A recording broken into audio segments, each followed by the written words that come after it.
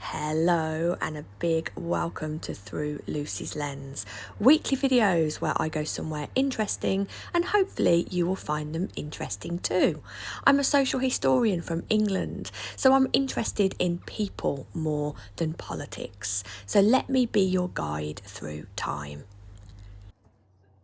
So welcome back to the Ulster Folk Museum, situated in Coultra, just outside Belfast. It was founded in 1964 by National Museums Northern Ireland, and the museum was designed to preserve everyday life in rural and small town Ulster. In last week's video, I showed you my 3 favourite houses here, but there's so much more, so in this week's video I'll show you the rest of my highlights. The museum is spread over 130 acres and I didn't have chance to see it all. It features more than 60 original buildings relocated from across the province.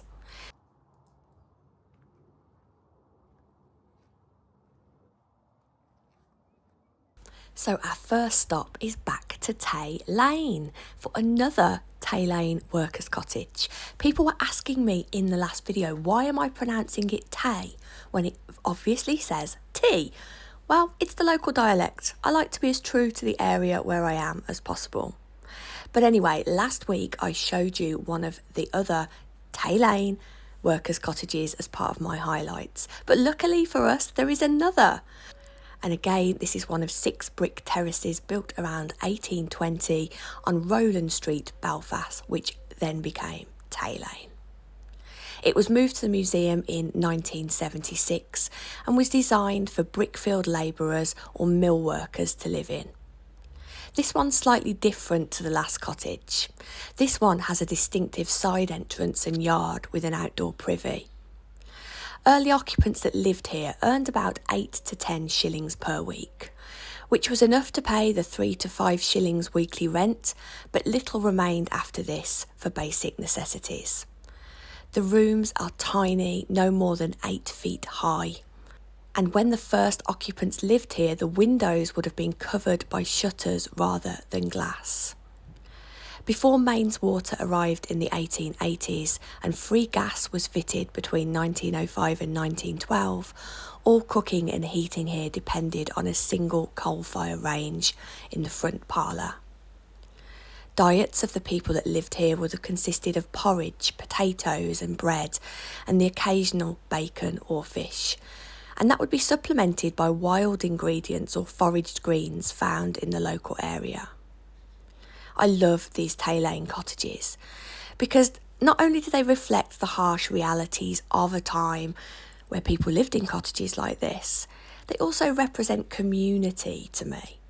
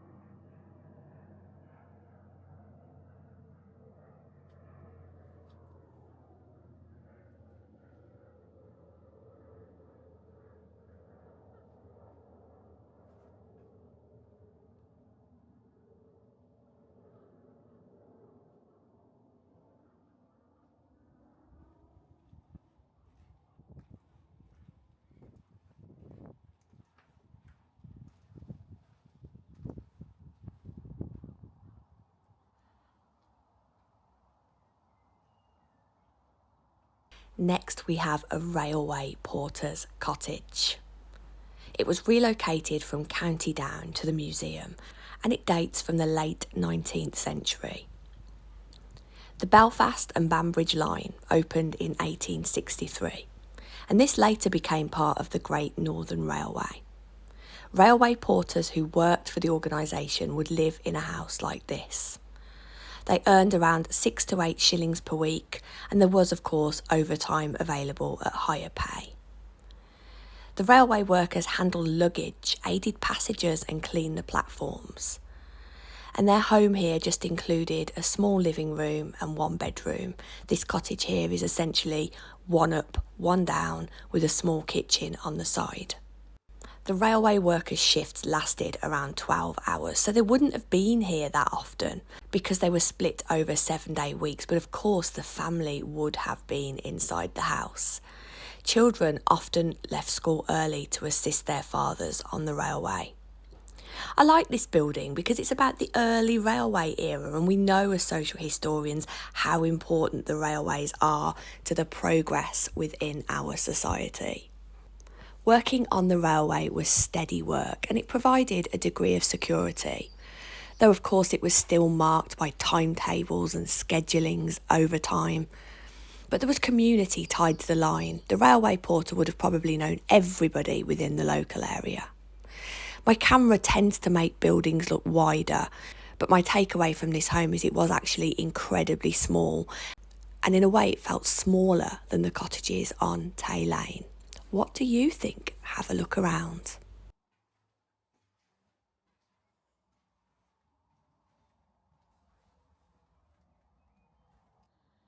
Next up is the Cushendall Market and Court House. It was constructed in around 1858 in County Antrim. It was moved to the museum in 1979. This building was commissioned by a Mr. Francis Turnley, who was a local landlord and former official with the East India Company. He made his fortune in China, trading in tea, silk and porcelain. Mr. Turnley also funded other civic improvements in the area, including a new mill, bathhouse, inn and a school. The ground floor of this building was covered arcades, and it served as a local produce market. Upstairs in this building is incredibly a magistrate's court, and here they handled the local petty sessions. These were court sessions that addressed minor offences like public disorder, poaching and theft. Farm labourers in the local area just earned a few pence a day, so even modest fines that were handed out here could devastate entire families. A first-time offender may pay their fine or complete a few days of free labour.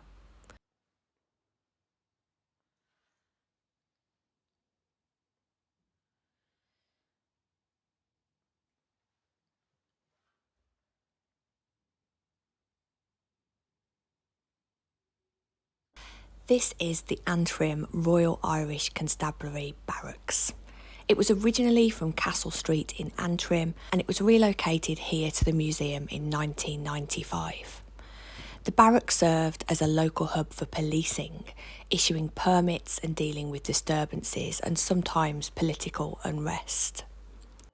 This terrace house styled station served the rural Irish police force from the early 19th century until 1922, when the RIC was disbanded after Irish partition.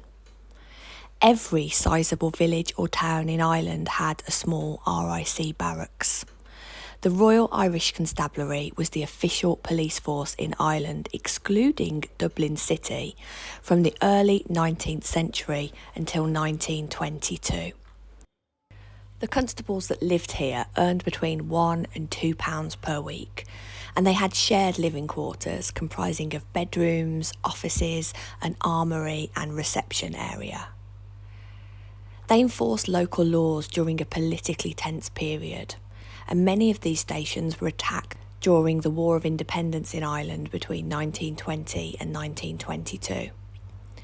This station wasn't actually linked to a specific raid, but the layout shows how policing involved family life, uniforms, weapons, paperwork, and of course the public coming in and out, all under one roof. I really loved this building. It was unexpected and interesting. And like all of the buildings in this museum, it didn't feel like you were walking into a curated space. It felt like stepping back in time, even down to the graffiti on the cell wall. Really impressive. Very, very, very good museum, this.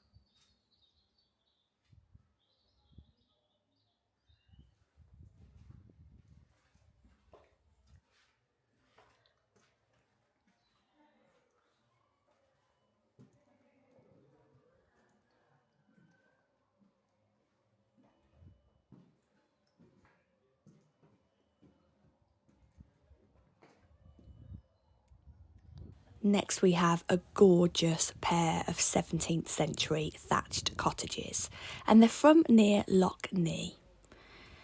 A fisherman's house and adjoining basket maker's workshop were moved here in 2022. Fishermen like Hugh McGarry that lived here caught eel, bream and pike and then sold their daily catch locally in town markets. Fishing income was variable, with average earnings ranging from 6p to 1 shilling.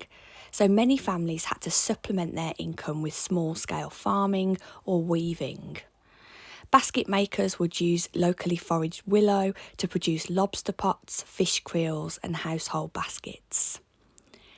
Inside this house was lovely and cool, with one single large living area with a very big hearth, and this is where daily life would have been centred. You can also see the storage in the roof of baskets and the things they were going to sell. You've got to keep them somewhere, haven't you?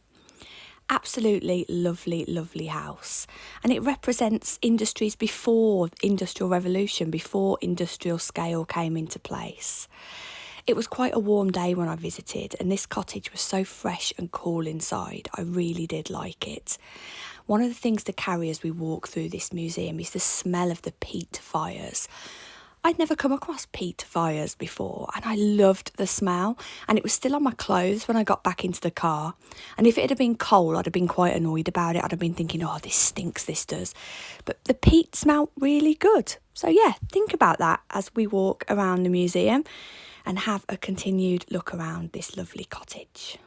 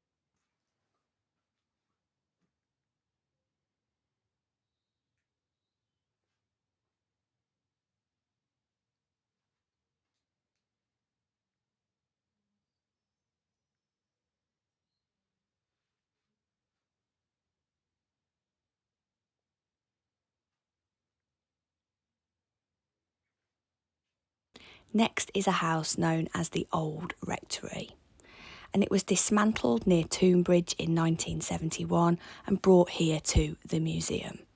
It was originally built in 1717.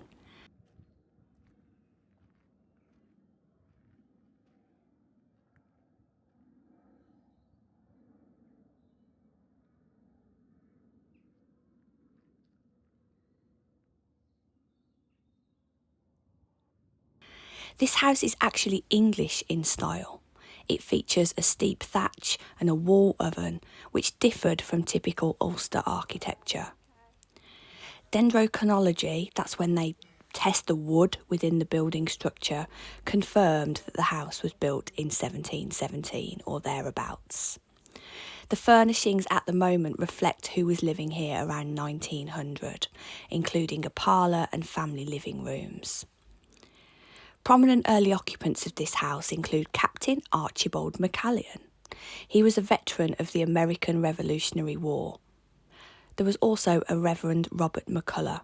He was the curate here until 1825. By 1900, the rector earned roughly £100 to £150 per annum, which gave them a comfortable living compared to labourers. The garden here is also very beautiful and has been restored by the Irish Garden Plant Society using pre-1900 cultivars.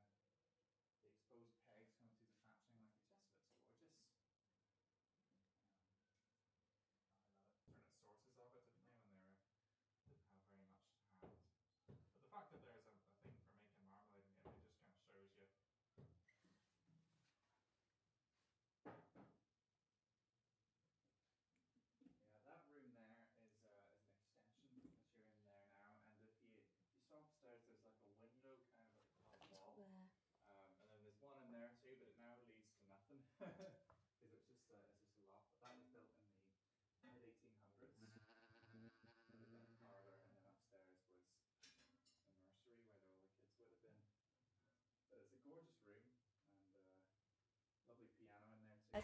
Upstairs, this house is fascinating as well as beautiful.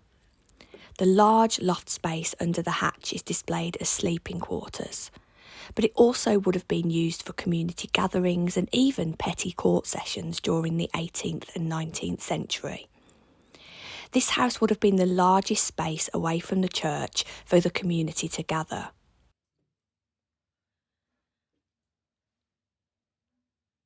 This house is one of the best loved here at the museum apparently, and I can see why. During my visit there was an amazing guide in this house who gave me soda bread right off the griddle, dripping in salty butter, and it was absolutely delicious.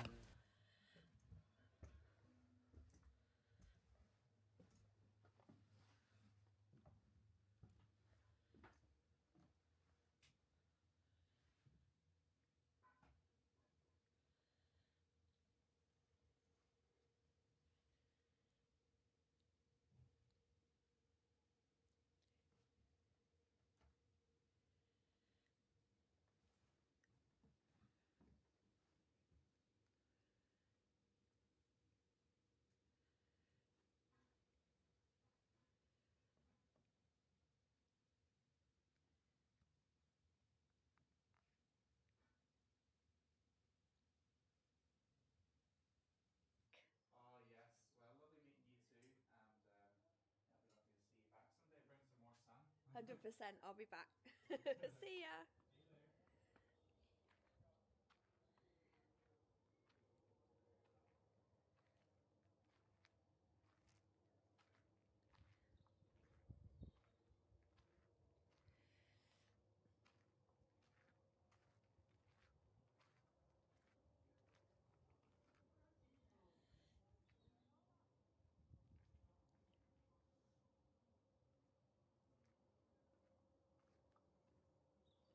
Next, we have a parochial house.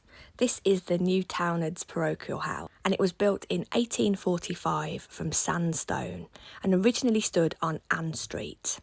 It was reconstructed here after demolition post 1994.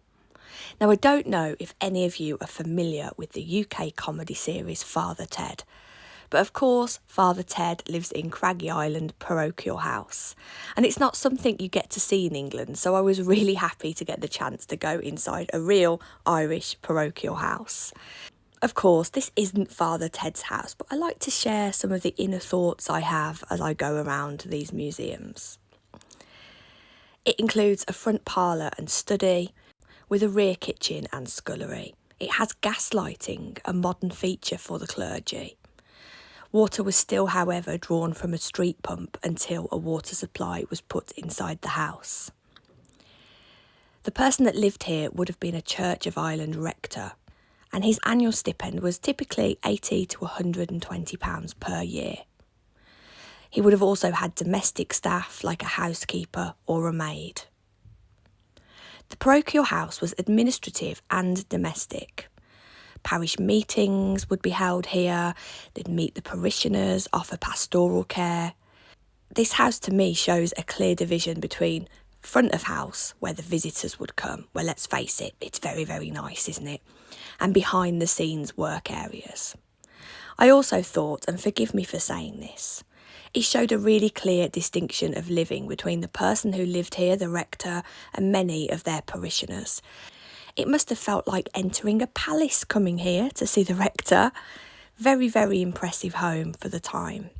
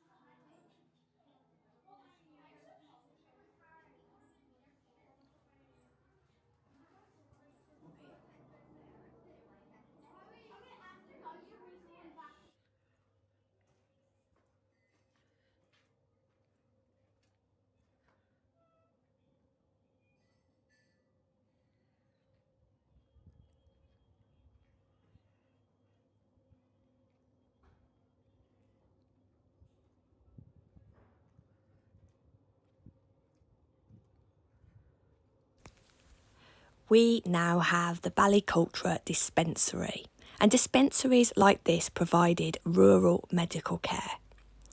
These institutions were funded under the Public Health Acts of the late 19th century, and they were staffed by visiting doctors for basic medical needs. The doctors earned about £200 to £300 per year, so they had a good salary, and they would see patients here in set hours. They would treat illnesses such as TB, the flu, and industrial accidents. Many workers couldn't afford private doctors, so the dispensary filled a vital gap. They also had volunteer staff working in dispensaries like this, who assisted with record keeping and sanitation. There was a reenactor in this building. I didn't film him as per my self-inflicted privacy policy, but oh my goodness, he was good. He stayed in character as the doctor right until the very end, asking me if I was hysterical, because what was this camera thing I talk of? And why me, a woman? Why would I have a degree? Absolutely brilliant. He did break character at the end, and we had a very long chat about museum preservation. So much so, I was nearly late for my flight. But if you're watching this, sir, you absolutely made my day. You are a fantastic asset to that museum. Definitely.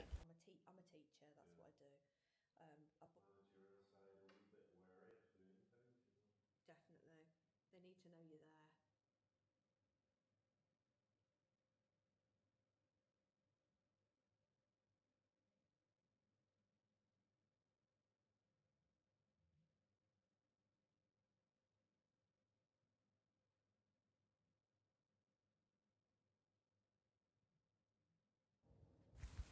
So the final stop on our magnificent mystery tour of the Ulster Folk Museum is Sloane's Draper's shop and the adjoining weaving shed.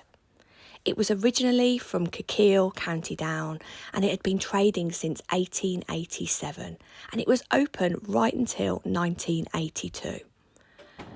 I love featuring Draper shops in my videos, but we know that Draper sold fabric, sewing supplies, haberdashery, sewing machines, and even shoes and stockings. Here they also made the dresses, so there would have been a team of seamstresses working here who might earn 6 to 8 pence per dress, with cloth costing up to 2 shillings per yard in 1900, so clothes were expensive, even on a local basis. This shop also has an attached weaving shed where there's large looms weaving linen. This was the backbone of industry in Ulster. The linen workers endured long hours and low pay, and it was seasonal work. But even after the industrialisation of linen production, cottage weaving remained in places like this in the weaving shed at the back of this shop. This shop is really impressive, isn't it? I'm sorry to keep gushing about this museum, but it was just wonderful.